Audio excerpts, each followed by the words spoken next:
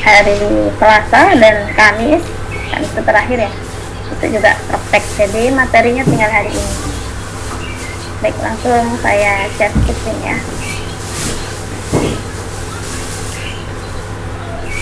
Ini sepertinya nuansanya sudah pada libur, pada sibuk kulkam mungkin.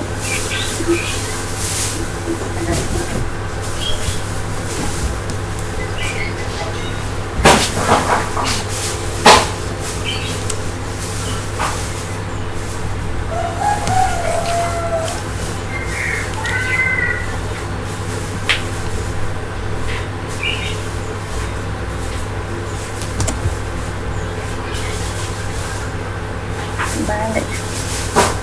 Oke, share screen saya sudah terlihat?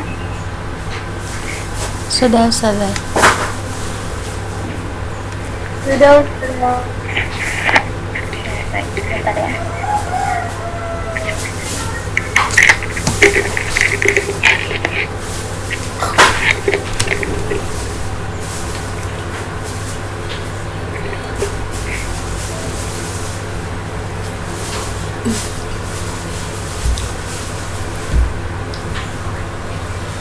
Baik, bismillahirrahmanirrahim. Macam-macam mat. Nah, mungkin sebetulnya ini para ustazah di sini sudah sering ya belajar tentang mat. Jadi sebetulnya kita di sini ya bisa dibilang pengulangan dan penguatan ya. Karena manusia itu kadang-kadang memang manusia itu tempatnya lupa ya. Pun saya pun begitu. Kalau nggak dibuka lagi lupa lagi. Kalau nggak dibuka lagi lupa lagi ya. Jadi kita pengulangan. Baik, macam-macam mat ya. Sekarang pengertian mat terlebih dahulu. Mat yakni memanjangkan suara ketika membaca huruf mat atau huruf mad. Jadi mat sendiri itu sebetulnya panjangnya, bacaan panjangnya. Nah, yang kita biasanya salah kaprah mengenai definisi mat itu antara membedakan mana mat, mana huruf mat. Huruf mat itu berarti hurufnya. Kalau kita pernah belajar, huruf mat itu ada berapa?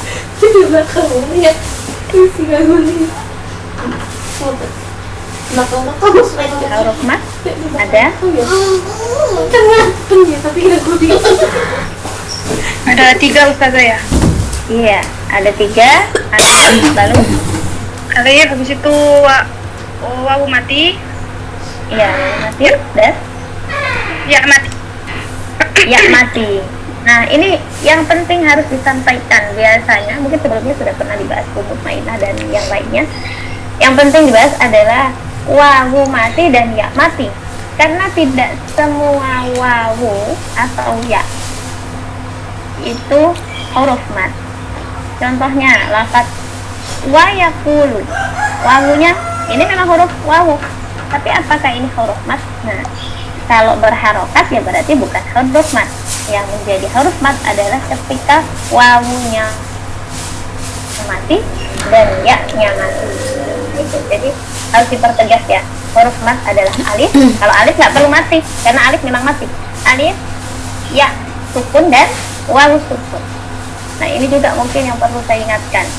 Kalau bahwasannya alif dan hamzah itu berbeda. Nah, kita kalau huruf mat alif itu tidak bisa diberi harokat.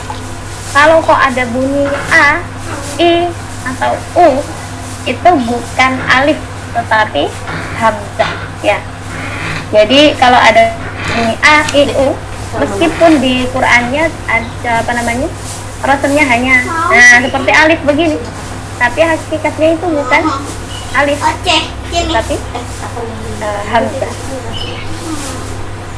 Sebentar ya, saya lupa belum terikot.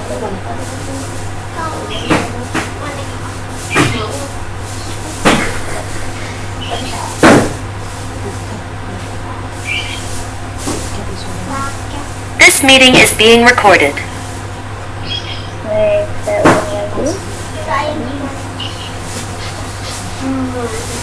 Nah, sistemnya ini boleh silahkan ya kalau ada yang mau memberi masukan dan sebagainya, karena kita di sini diskusi ya.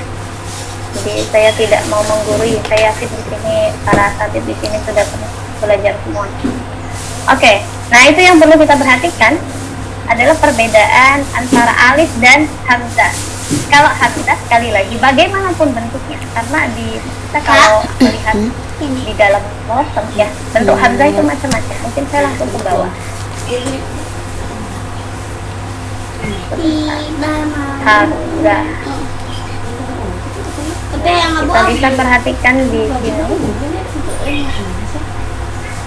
Yang sebelah kiri rosem mushaf Indonesia, yang sebelah kanan itu mushaf Timur Tengah. Kalau kita perhatikan, yang mana contohnya? Iya kana budu. Nah, iya kana budu. Iya kana budu. Iya kana. Jakarta. Mana?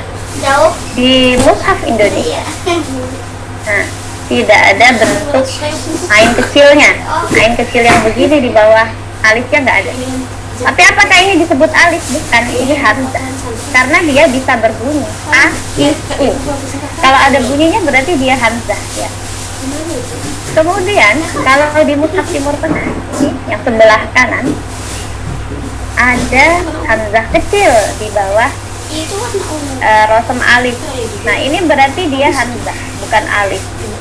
Iya karena jadi alif atau hamzah itu perbedaannya bukan di tulisan, bukan berarti kalau tulisannya nanti lurus saja begini namanya alif, atau berarti kalau yang kepala ain begini saja berarti namanya hamzah. Tidak bisa begitu juga tatoknya. Jadi ini meskipun tidak ada di mushaf Indonesia, meskipun tidak ada kepala ainnya tetap disebut hamzah. Ini di mushaf Madinah yang ada rang rosemnya, ada kepala ainnya juga sama-sama disebut hamzah. Jadi apa yang membedakan? Yang membedakan adalah kalau hamzah itu dia bisa diberi harokat a, i, u, tetapi kalau alif dia memang tidak berharokat, dia hanya tanda huruf mad yang bisa berbunyi panjang ketika ada harokat sebelumnya, harokat fathah sebelumnya. Nah ini, jadi definisi mad memanjangkan suara. Jadi panjang, bacaan panjangnya itu yang kita sebut mad. Sedangkan huruf mad sendiri adalah penyebab adanya bacaan panjang. Hurufnya, yaitu tadi hurufnya bentuk apa? Alif, waw sukun, dan ya sukun. Jadi huruf mad adalah penyebabnya dan mad adalah akibatnya. Ketika ada huruf mad, maka ada bacaan panjang. Ya kita kalau olah, tadi mana contohnya ini? Olah, kalau ada huruf mad, ya berarti ada bacaan panjang. Kalau tidak ada bacaan mad, ya berarti tidak ada bacaan. Kalau tidak ada huruf mad, berarti tidak ada bacaan panjang.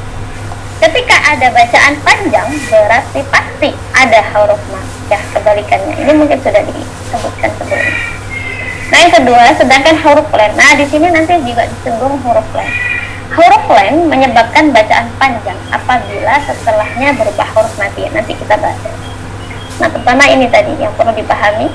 Yang kedua adalah mengenai huruf mat. Huruf mat tadi yang sudah kita singgung ada alif, waw mati, dan ya mati. Yang pertama alif. Alif baik ada rosen maupun tidak. Maksudnya bagaimana? Di dalam Al-Quran ya, itu ada bacaan panjang. Tetapi tidak semua bacaan panjang itu alifnya terlihat.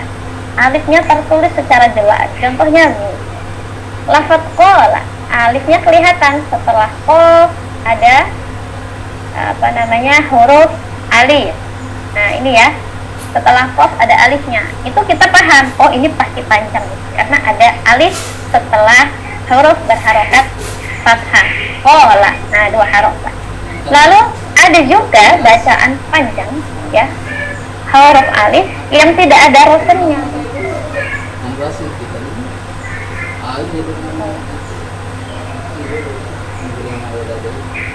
Contoh tidak ada rosen alifnya tetapi ada bacaan panjangnya. Contohnya adalah lafaz ar-Rahman. Kalau kita lihat di Al-Quran setelah mim ini apakah ada alif? Nah, tidak ada ya, nggak ada alifnya. Tetapi kok tahu kalau dibaca panjang? Nah ini meskipun di dalam Al-Quran tidak ada alifnya, dia tetap dihukumi ada alif di situ.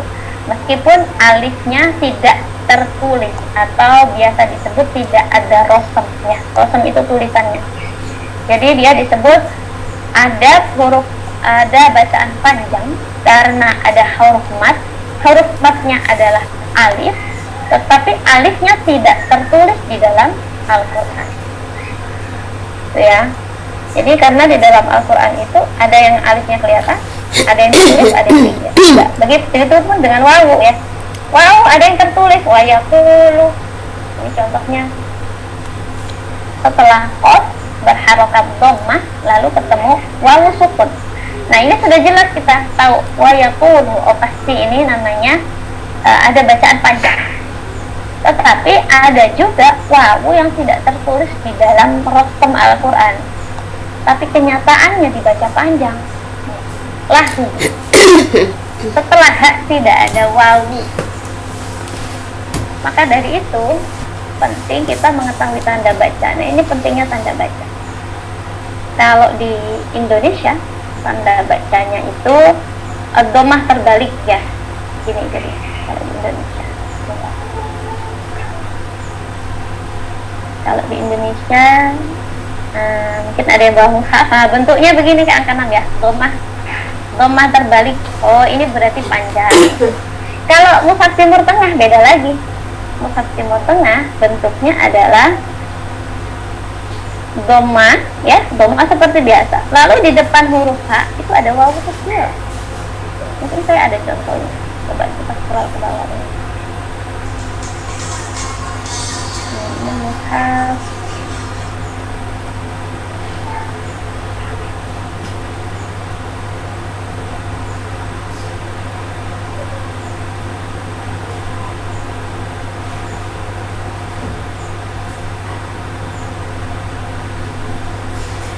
Yang lain nggak ada contohnya ya.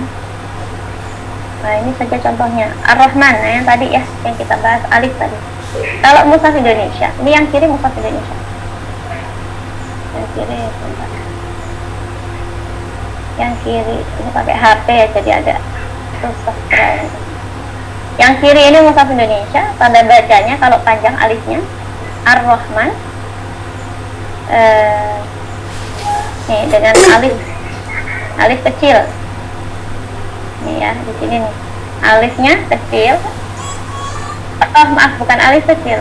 Fathah berdiri kita sebutnya ya. Jadi fathah itu kan begini. Tapi kalau panjang berarti fathahnya diberdirikan. Oh, itu berarti tandanya dia bacaannya panjang. Begitu kalau Indonesia. Karena setelahnya tidak ada alifnya. Lalu kalau di mushaf Madinah atau Timur Tengah. Nah, ini. Mimnya tetap berharokat fathah. Lalu di sebelah mim itu ada alif kecil. Ini alif kecil, bukan fathah berdiri. Jadi cirinya kalau alif kecil sebelumnya itu fathah. Fathahnya normal saja begini. Lalu setelahnya ada alif kecil yang menandakan bahwa ini alifnya bukan bagian dari Al-Quran, bukan bagian dari rosonnya Al-Quran, tulisannya, tetapi dia hanya tanda baca. Nah, itu yang harus dipahami, karena tidak semua tulisan di dalam Al-Quran itu alifnya tertulis. Kalau kita pakai teori apabila huruf mat adalah seumpama pakai teori yang ada rosonnya saja, huruf mat adalah apabila ada alif sebelumnya berupa huruf berharokat fathah. Lalu bagaimana kita mendefinisikan bacaan Ar-Rahman? Ar-Rahman, mana alifnya? Nggak ada alifnya. Apakah bisa disebut bacaan panjang? Nah, apakah bisa disebut bahwa di situ ada hukum matnya? Nah, bisa. Jadi jawabannya adalah ketika ada bacaan panjang, maka pasti ada huruf mat. Huruf matnya mana? Tidak tertulis di dalam rosam. Itu pun dengan contoh-contoh yang lain. Wawu mati baik ada rosam atau tidak. Lalu yang terakhir ya mati baik ada rosam ataupun tidak. Kalau ada rosamnya contohnya sila ini. Sila setelah qaf ada ya sukun. Qafnya berharokat kasroh. Nah, ada contoh bihi. Nah, ini kan tidak ada ya-nya setelah ha. Tulisannya tidak begini. Tidak begini kan, bihi kan tidak. Ya sukunnya ini enggak ada. Nah, maka dia disebut ada bacaan mat, ada bacaan panjang yang tentu pasti ada huruf matnya. Nah, huruf matnya mana? Tidak ada rosomnya. Gitu nih. Baik, saya lanjut. Sampai sini ada pertanyaan mungkin?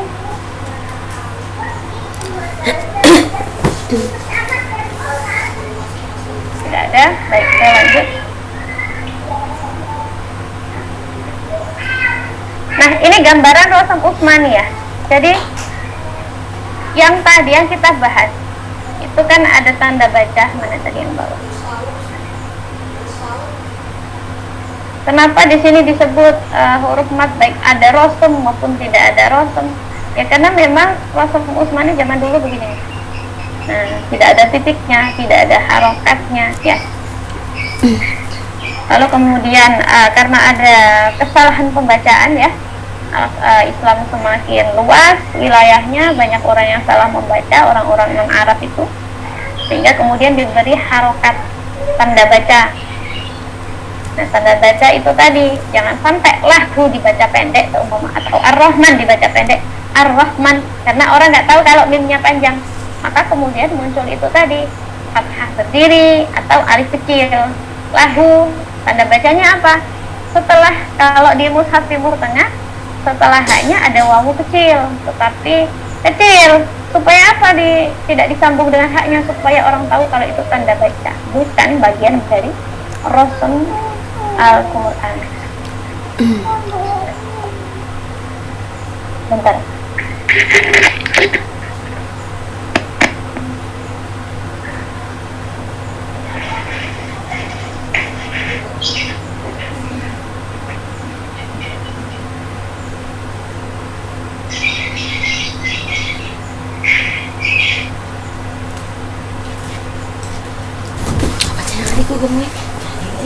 Apaan sih Dede emang gak mau? Baik, kita lihat. Nah, setelah itu jadi begini. Ustazah! Kita sekarang tanda bacanya sudah bagus. Kalau zaman dulu titik-titik saja. Yang hitam itu rosomnya, tulisan Al-Qurannya. Yang merah-merah itu tanda bacanya. Dulu dibeli warna merah supaya bisa membedakan mana yang rosom, mana yang tanda baca. Kalau sekarang hitam semua ya. Baik rosom maupun tanda bacanya hitam semua. Nah, untuk yang membedakan begini. Yang hitam ini rosomnya, yang merah-merah ini tanda bacanya. Jadi kita nggak boleh gampang kaget ya. Kok tanda baca di sana beda sama tanda baca di sini? Nah, karena tanda baca itu ijtihad. Jadi memang tidak ada ketentuan khusus wajib pakai tanda baca dengan model demikian. Nah, tidak ada. Jadi bebas sesuai dengan kebutuhan kita yang membaca, karena fungsi dari tanda baca sendiri itu untuk memudahkan kita membaca. Nah, ini contohnya ya ayyuha. Nah, setelah ya ini tidak ada alif, ini hamzah ya, ini hamzah bukan alif, karena tidak ada alif setelah ya, padahal alifnya panjang. Apa maksudnya? Ya-nya panjang, maka diberi alif kecil. Ini mushaf Timur Tengah, ada alif kecil nih setelah ya. Nah, di sini ini menandakan bahwa dia panjang. Kalau ada bacaan panjang, pasti ada huruf mat. Baik, lanjut. Nah, tadi sudah. Nah, sekarang huruf len. Saya dulu juga bingung nih masalah huruf len. Huruf len ada dua ya. Wawu mati sebelumnya berupa huruf berharokat kasroh, contohnya yauma idzin, ada wawu sukun, sebelumnya huruf berharokat fathah, fathah maksudnya. Yang kedua, ya mati, baik ada rosom ataupun tidak, sebelumnya berupa huruf berharokat fathah. Nah, ini masih huruf len. Huruf len itu kalau di tengah-tengah itu tidak ada bacaan panjangnya. Kalau kita baca seumpama tidak wakof, wal darabna, inilah seumpama contohnya kaifa wa darabna kaifa fa'alna bihim wa darabna kaifa fa'alna bihim, salah, kaifa fa'alna bihim wa darabna maksudnya ya, maaf. Kaifa ini kan berarti kalau kita wasol kan, kita lanjutkan dengan lafaz setelahnya kaifa fa'alna bihim, itu kan berarti wasol. Maka di sini memang ada huruf len, tetapi tidak ada huruf mat len, tidak panjang, karena fa-nya ini nggak sukun.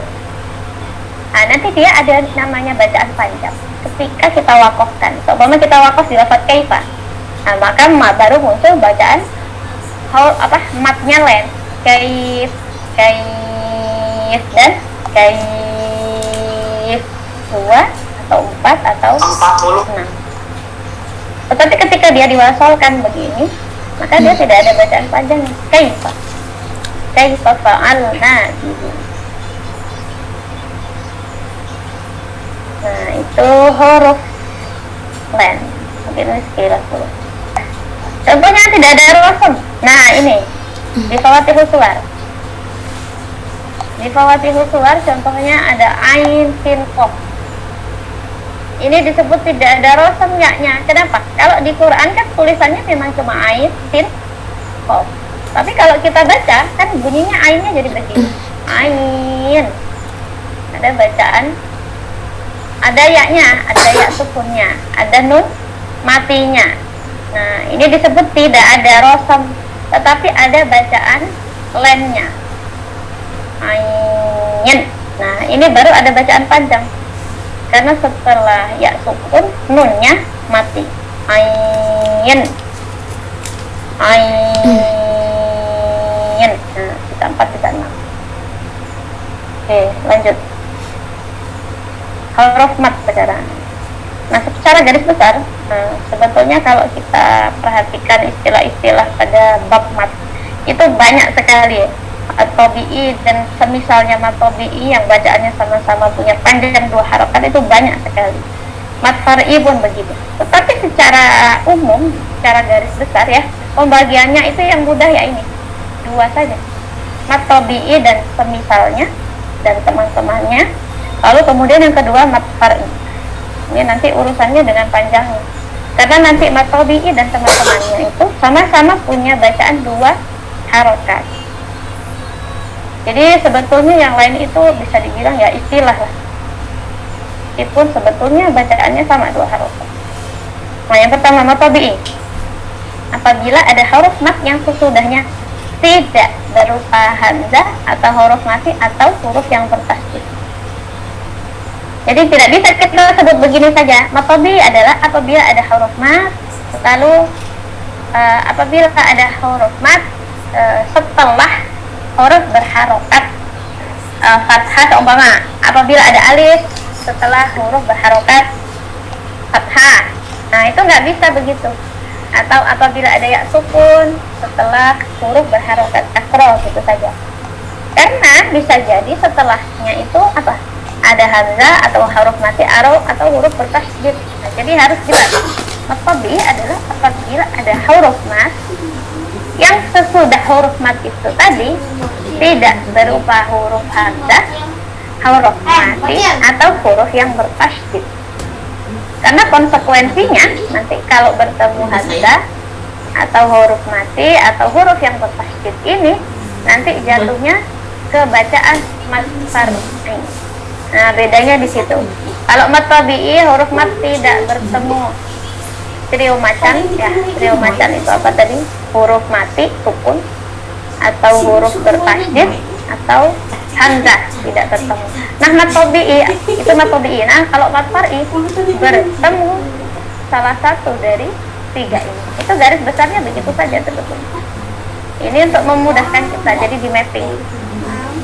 Mat tabi'i yang tidak bertemu trio macan ini sukun, tasydid dan hamzah. Sedangkan mat far'i yang bertemu ketiga. Nah, itu garis besarnya. Baik, kita lanjut.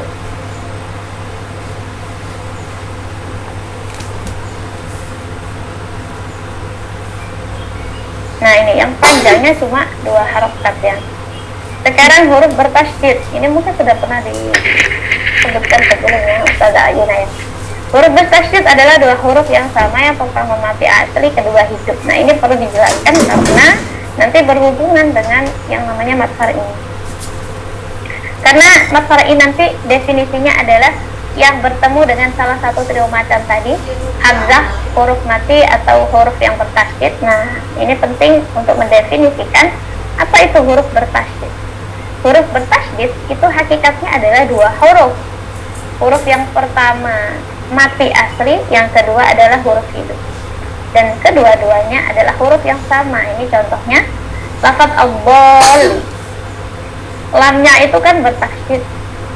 Ini yang saya tulis lamnya saja. Sebetulnya dotnya juga bertasydid ya, tetapi di sini tidak saya uraikan. Kita ambil contohnya lamnya saja. Nah, ini contoh dari ada huruf mat. Huruf matnya apa? Alif. Kemudian sebelum huruf mat alif ada huruf berharokat fathah. Lalu setelah huruf alif bertemu dengan salah satu trio macan. Apa kalau di sini? Kalau di sini bertemu tasydid. Ini dia. Lamnya kan bertasydid. Oh, maka dia mat syar'i. Tinggal nanti kita klasifikasi mat syar'i yang mana, karena macam-macamnya banyak kan begitu. Nah, hakikat dari huruf bertasydid sendiri itu seperti kalau ini yang kita bahas lam tasydid, seperti dua lam. Kalau ini lamnya satu tapi bertasydid, rinciannya adalah seperti dua lam. Lam pertama sukun, lam yang kedua berharokat kasro, karena di sini kasro ya. Nah, di sini berharokat kasro. Jadi ada dua huruf. Nah, sebetulnya sama saja antara dia ketemu tasydid atau dia ketemu huruf mati. Mana tadi? Video macamnya tadi kan hamzah, sukun, dan huruf bertasydid. Nah, kalau kita rinci begini, huruf bertasydid itu ya sama saja seperti huruf yang disukun. Karena ini lamnya yang pertama sukun. Sekelincutnya kudu dia.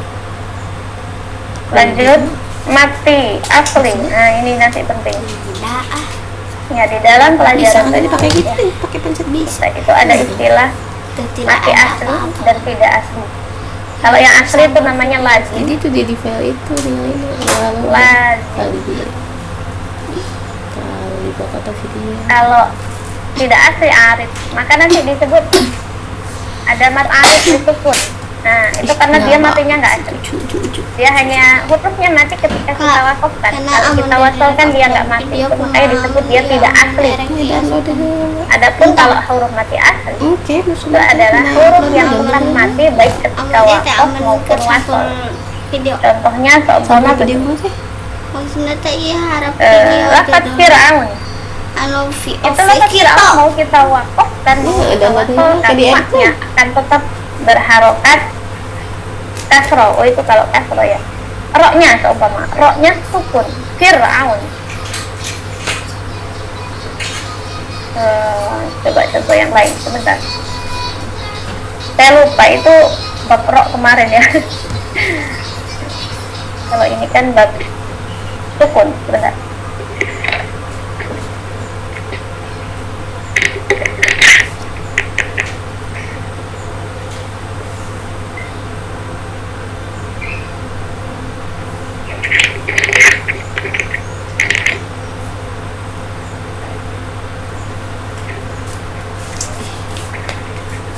Oke aja sih.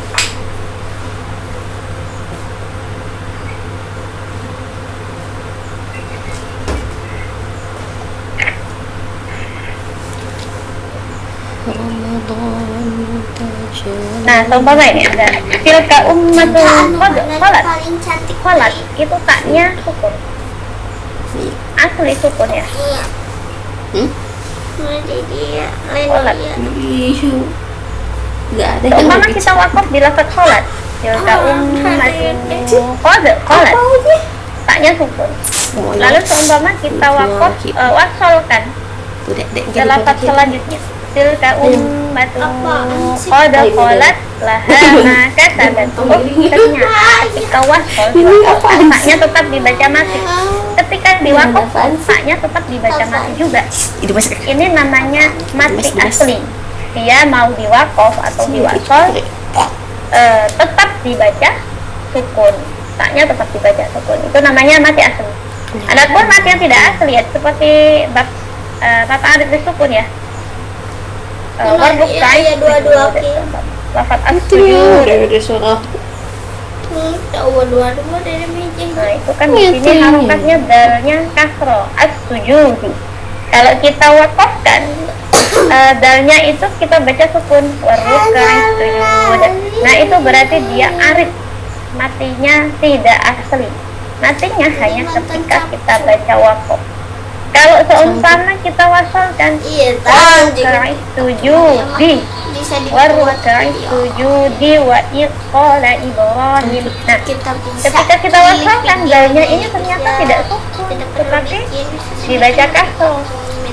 Karena memang asalnya dalnya ini berharokat kasroh. Maka matinya dal ketika wakof itu namanya mati tidak Ayo asli. pilih. Dia hanya dibaca Kenapa sih mati tidak mau ketika iya? lafaz as-sujud itu dibaca Nanti wakof, kerada tapi ketika wasol harokat Gemoy. aslinya Tak keluar anu lah lagi. tetap dibaca kasroh. Itu bedanya mati asli dan tidak asli. Nah, selanjutnya ini sekarang pembagiannya matobi. Nah, istilahnya banyak sekali ya, padahal sebetulnya bacaannya sama-sama dibaca panjangnya 2 harokat. Nah, ini pengenalan saja. Nah, atau bisa jadi sebetulnya di sini kita Kayak bakal mengulang ya, pakai itu kan jika tadi. penguatan saja. Katanya Kita sudah, saya yakin Iya, sudah pernah belajar semua di Iya, sini. iya. Nomor 1, mad badal. Apabila ada huruf mad yang sebelumnya berupa huruf hamzah dan sesudahnya tidak diikuti hamzah atau huruf mad. Contohnya aman, ada huruf hamzah, Tidak. setelah hamzah ada bunga. alif. Bunga Nah, anu ini tidak. berarti namanya huruf mad. Tapi Utu, ada hamzah, setelah hamzah ada huruf Awalnya kayak diarahkan. sukun. Atau al-iman, ada huruf hamzah, setelah hamzah ada ya sukun. Yang setelah setelah Filter iPhone. huruf madnya itu bukan huruf hamzah. Amanu, mimnya bukan hamzah. Utu, a-nya bukan hamzah. Iman, al-iman, mimnya juga bukan huruf hamzah. Maka di sini disebut mad badal. Bacaannya 2 harokat. Kenyal-kenyalnya kak. Amanu, utu, wal iman. Oke. Nomor 2, mad iwat. Ini istilah-istilahnya saja yang berbeda sebetulnya. Apabila ada huruf mad alif yang menjadi pengganti fathah tanwin ketika wakof dengan syarat bukan tak marbut. Nah, kabiro. Yang paling sering ada kesalahan itu biasanya kalau setelah fathaten ini tidak ada alifnya. Nah, ini biasanya kita bacanya ada yang keliru. Ini kalau kabira ini masih aman lah. Biasanya masih dibaca panjang 2 harokat ya. Kabiro kalau wakof. Saya ulang definisinya. Apabila ada huruf mad. Kalau kabiro di sini huruf madnya sudah jelas. Ada rosannya di dalam Al-Quran alif. Apabila ada huruf mad alif yang menjadi pengganti fathah tanwin. Menjadi pengganti fathah tanwin. Nah, di sini ada fathah. Fathahnya fathaten. Atau kalau lafaz ma'a ini fathatennya pada lafaz an, nida'ah pada lafaz an. Nah, fathatennya ini menjadi pengganti alif. Maka berarti maksudnya adalah setelah hamzah ini kita baca seperti ada alif setelahnya. Nah, Bisa kalau ada setelahnya ada baca alif model berarti kan ada bacaan panjang. Di UIN aja. A, ma, a. Karena setelah hamzah ada alif. Dengan Da, mendadak. a. Tidak Nah, biasanya yang luput itu karena ma'a di dalam alif lafaznya ini tidak ada alif. lantas ente. Nah, ini biasanya mahasiswa salahnya gitu. Biasanya kalau wakof dibaca ma. Nah, ini salah.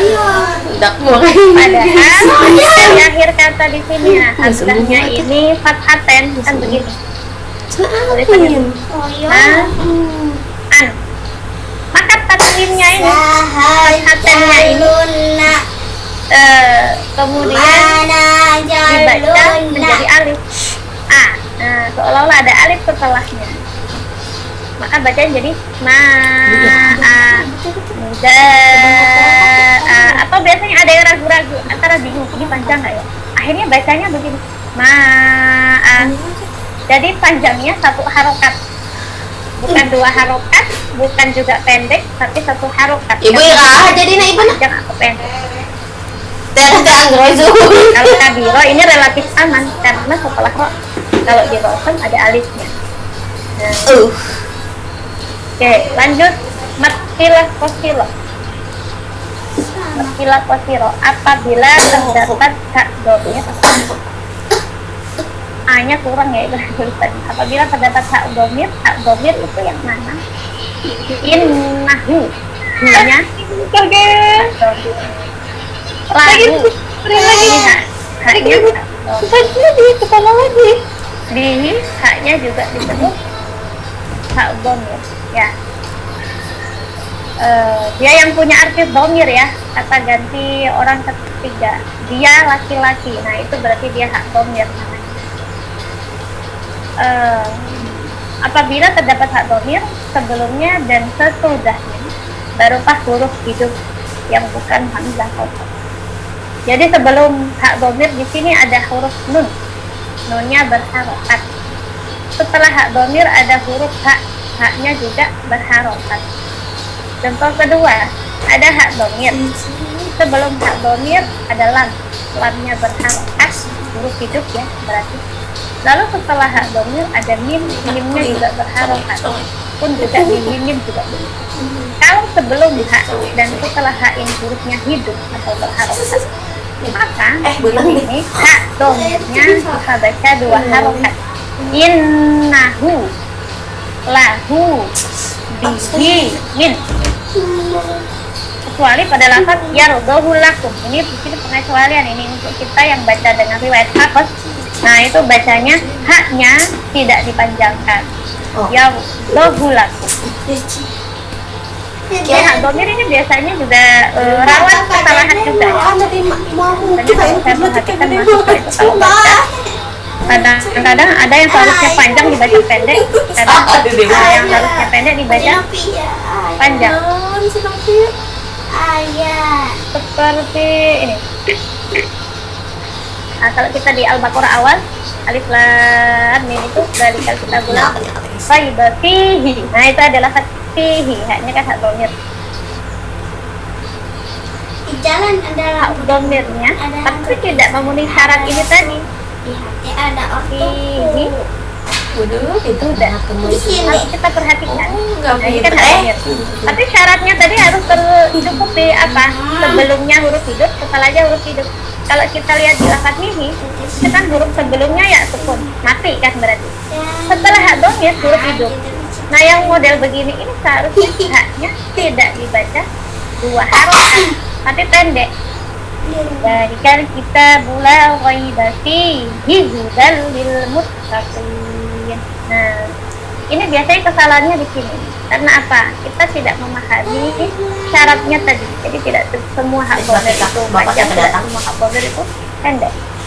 Jadi kalau sebelumnya hidup, setelahnya hidup, maka harus kita baca dua harokat. Fi innahu huwa lahu ma bihi min. Istilahnya adalah mat silah qasir. Silah qasir nanti ada namanya mat silah tawilah. Ini qasir karena dia pendek cuma dua harokat, maka disebut qasir. Lanjut nomor 4, hayyun tahurun ya. Fawatihus suwar. Fawatihus suwar yakni huruf-huruf yang ada di awal surah. Di sini ada 5 ha, ya, to, ha dan ro. Huruf mad alif yang terdapat pada huruf hijaiyah dan menjadi awal surat yang terkumpul pada lafaz hayyun tahurun. Di sini dibaca dua harokat. Ya meskipun di rosennya tidak ada alifnya, alifnya mana tidak ada rosennya. Oh, yang antara tiga. Ketika ada bacaan panjang, ha itu kan panjang, ha, ya, to itu dua harokat sudah. Meskipun tidak ada rosennya, alifnya tidak kelihatan. Kalau mau kita rinci kan begini, ha, ya, sin, ya, toha, toha. Ketika ada bacaan panjang, berarti pasti ada huruf mad. Huruf matnya mana? Tidak ada rosen. Nah, gitu jawabannya. Rosennya tidak tertulis, tetapi hakikatnya ada huruf mad. Maka di sini dibaca dua harokat, hamim. Ya, jadi ya itu cuma dua harokat karena secara kalau mau kita rinci, nah tulisannya nanti begini, ya. Nah ini kan ada huruf ya fathah, setelahnya ada alif, maka dia disebut apa? Mat ya.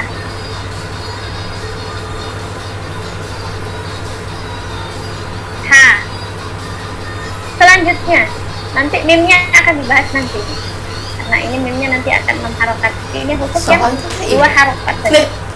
Yang terakhir ada mat tamkin. Mat tamkin itu apa? Apabila terdapat dua ya, yang pertama bertasydid dan berharokat kasroh, dan yang kedua mati. Contohnya hujitum, ini ada dua ya. Hujitum, ya pertamanya berharokat kasroh dan bertasydid, lalu ya keduanya ya mati. Ini namanya mat tamkin.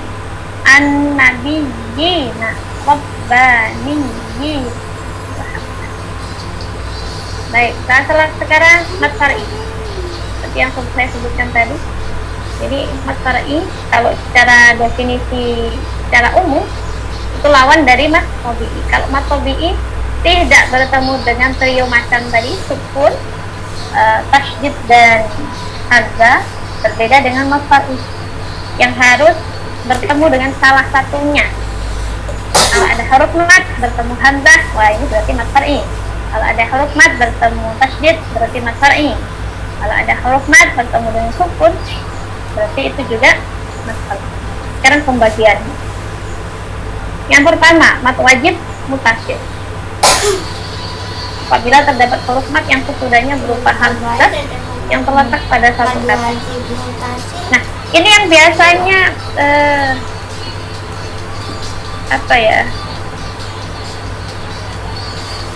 Kalau di Indonesia ini dipede sih loh. mau dibilang kesalahan ya bukan kesalahan juga ya, lebih ke salah kaprah lah ya. Salah kaprah begini, kalau kita baca di sini mat wajib mutasil itu 4 atau 5, jadi panjangnya kadang-kadang itu ada yang bilang 6 ya kan.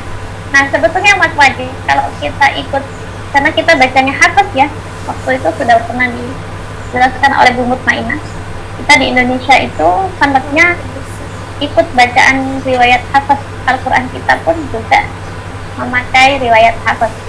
Dan yang kita pelajari dari guru-guru kita adalah Thoriq Asy-Syatibiyah. Dalam Thoriq Asy-Syatibiyah, mat wajib mutasil itu bacaannya 4 atau 5.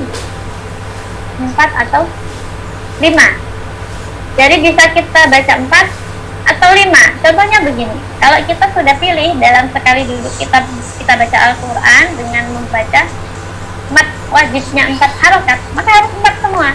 Jangan nanti begini, seumpama dalam satu ayat napas kita masih panjang, akhirnya kita ambil, saya pilih yang 5 harokat saja. Nanti ternyata di akhir-akhir waktu pertengahan mengaji, napasnya juga sudah engap ya. Napas engap ini kita pilih, udahlah saya ganti saja, saya bacanya 4 harokat. Nah itu yang nggak boleh. Jadi harus konsisten. Kalau kita membaca mat wajibnya 4 semua ya 4 semua. Kalau kita mau bacanya 5 semua ya 5 semua. Nah itu ya, itu namanya istiqomah, konsisten. Nomor 2 mat jaiz. Nah ini mat jaiz kalau di Thoriq Asy-Syatibiyah itu disebut satu level. Mat wajib dan mat jaiz itu sama saja. Kalau kita pernah belajar, saya ini ya, saya dulu pernah belajar waktu SD itu mat wajib, mat jaiz ya, mat jaiz itu dulu kalau saya pernah belajar boleh 2, boleh 4, boleh 6. Nah gitu katanya ya, mungkin ustaz di sini juga sudah ada yang pernah belajar begitu. Ada yang baca katanya kalau mat jaiz boleh 4, 5, 4, 2, 4, 6 gitu. Ternyata kalau kita ikut Thoriq Asy-Syatibiyah, dan di Indonesia ini memang bacaannya ikut Thoriq Asy-Syatibiyah ya. Jadi kalau kita membaca mat jaiz ya, itu nggak boleh 4, 5, 6 apa? 4, 5, 6, 2, 4, 6. Mat jaiz itu kalau nggak 4 ya 5 gitu ya. Dan ini juga sekali lagi harus konsisten. Kalau kita pilih dari awal 4, itu udah 4 semua. Wama walladzina yu'minuna bima unzila ilaika wama unzila min qablik. Nah 4 semua. Jangan nanti satunya panjang karena napas kita masih banyak, saya baca 5 dulu. Pas sudah engap kita baca 4 seumpama. walladzina yu'minuna bima unzila ilaika wa ma unzila. Itu namanya tidak istiqomah, nggak konsisten. Yang awal 5, yang akhir 4. Nah, biasanya mahasiswa juga begitu tuh. Kalau tafid ya, karena yang pertama napasnya masih panjang, dipol-polin ya. Napasnya dia ambil yang 5 harokat. Nanti di penghujung ayat napasnya udah ngap, ambil yang 4. Nah, itu nggak boleh. Kita harus konsisten. Kalau sudah pilih 4, kalau pilih 5, 5. Dada bisa Jadi ada sebetulnya, bukan berarti yang membaca dengan 2 harokat itu salah, bukan juga. Ada yang membaca dengan 2 harokat, tetapi kita harus melalui sanad. Nah, itu nanti toriknya torik wajibatun masyar, beda lagi. Sedangkan yang di Indonesia itu kita ikut ya Asy-Syatibi. Nah, kalau belajar Al-Quran itu memang kita harus pakai paket. Kalau sudah hafal torik Asy-Syatibi, berarti cara baca tajwidnya itu harus juga berpedoman dengan teorinya Asy-Syatibi itu tadi. Nggak bisa kita mix suka-suka asing. Kita bacanya hafal, nanti mat jaiznya saya 2 harokat. Wa ma'uzila, nggak boleh, nggak boleh yang begitu. Apakah ada yang baca 2? Ada. Apakah boleh? Boleh. Tetapi kalau kita punya sanad keilmuannya, nah itu boleh, silahkan. Tetapi kalau tidak, nah kita ikut yang aman-aman saja. Jadi mat jaiz bisa 4 atau 5.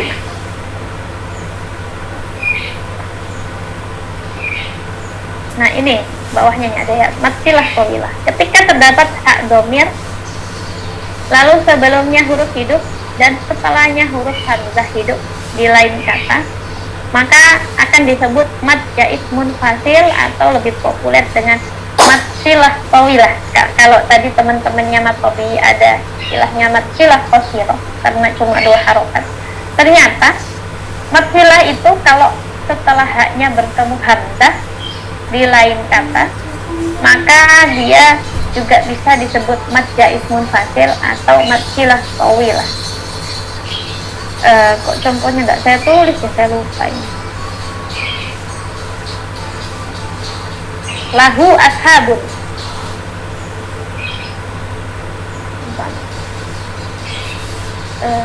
Lahu. Nah, ini haknya kan hak dhamir tadi ya. Lalu setelah hak dhamir ada bertemu dengan hamzah. Jadi syaratnya kalau hak dhamirnya mau dibaca panjang kan huruf sebelumnya berharokat, huruf setelahnya juga berharokat. Nah, ini memenuhi syarat, haknya akan dibaca panjang. Nah, di sini tidak dibaca qasirah atau matnya bukan 2 harokat lagi, tetapi akan menyamakan dengan hukumnya mat munfasil, mat jaiz munfasil, karena ini tadi setelah hak dhamir ini mat silahnya ini tadi bertemu dengan hamzah. Nah, ini kaidahnya jadi seperti kaidah mat jaiz munfasil. Ada huruf mat, meskipun di sini tidak ada rosennya ya, tidak ada wawunya di sini, tapi secara bacaan dia ada panjangnya. Lalu bertemu dengan huruf mat di lain kata. Nah, karena sudah di lain kata, maka dia juga disebut, boleh kita sebut mad jaiz munfasil atau mat silah tawilah. Intinya dua-duanya bacaannya sama panjangnya, bisa 4 atau 5, itu yang pentingnya. Ini istilah-istilah yang penting kita tahu panjangnya seberapa. Tapi penting juga ya kita tahu teori ya. Baik, selanjutnya nomor 3. Mungkin kalau ada pertanyaan silahkan. Ini saya nggak bisa, karena saya share screen, saya tidak bisa melihat Zoom ya, tidak bisa melihat layar.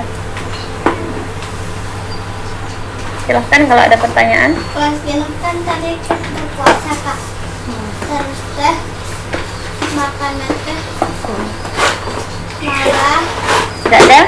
di Baik, kalau tidak ada kita lanjut.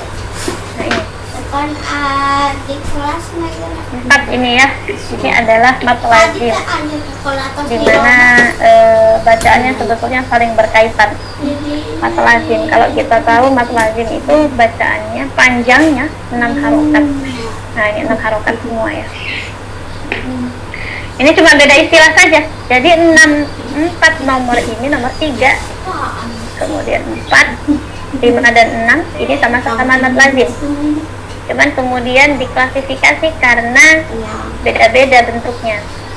Yang pertama, mat lazim kilmi mukhaffaf. Mat lazim kilmi mukhaffaf apabila ada huruf mat yang sesudahnya berupa huruf mati atau sukun asli yang terletak dalam satu kata. Yang pertama, kenapa dia disebut kilmi? Mat lazim dulu. Jadi mat lazim itu kalau ada huruf mat. Nah, kalau di sini huruf matnya alif bertemu dengan apa? Huruf mati. Ini lamnya mati. Setelah alif ada huruf lam mati, maka dia disebut mat lazim. Tinggal kita masuk ke mat lazim yang mana. Kalau ini disebut kilmi karena mat lazimnya ada pada kalimat, ada pada lafaz ya, lafaz di dalam Al-Quran al-ana min harofin. Disebut mukhaffaf.